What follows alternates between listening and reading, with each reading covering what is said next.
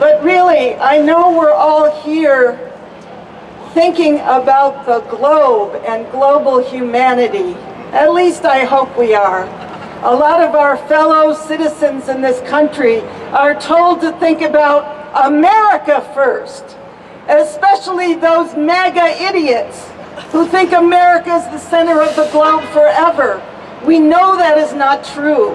We are here for all the people from those nations and those places that are so oppressed by this global system of imperialism, who had no responsibility for nuclear weapons, who have no responsibility for global climate destruction, and would be with us today if these borders weren't so crazy and so enforced by guns, governments, fences, and nukes.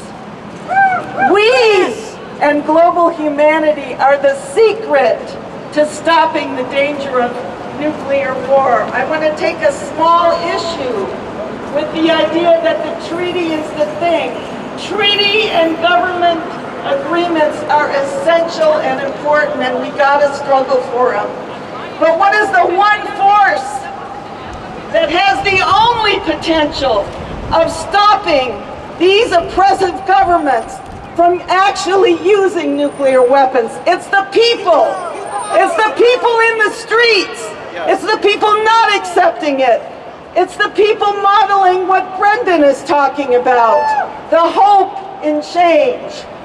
Since I was 15 and I learned about Vietnam, I said, look, it is time for these oppressive governments to stop being in control of the world.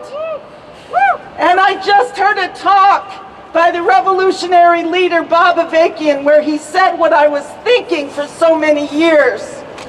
We can no longer allow these imperialist governments to dominate the world and determine the destiny of humanity. He says it's got to be overthrown. If you want to hear more about that, see Jonathan here or look at this flyer.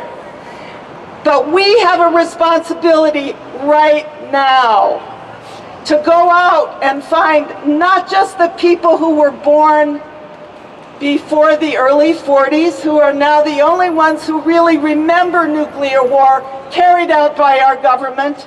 We've got to find everybody and wake them up and say, look, it's now more dangerous than ever with the war in Ukraine at this moment, putting us on the tenterhooks of one nuclear power or the other, fighting over Ukraine and threatening.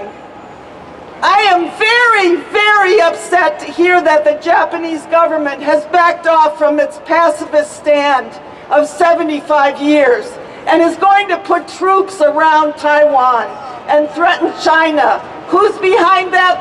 The United States government. I am very upset that people are worried only about the crimes of Russia, which are vast, in the invasion of Ukraine, and not looking at Yemen.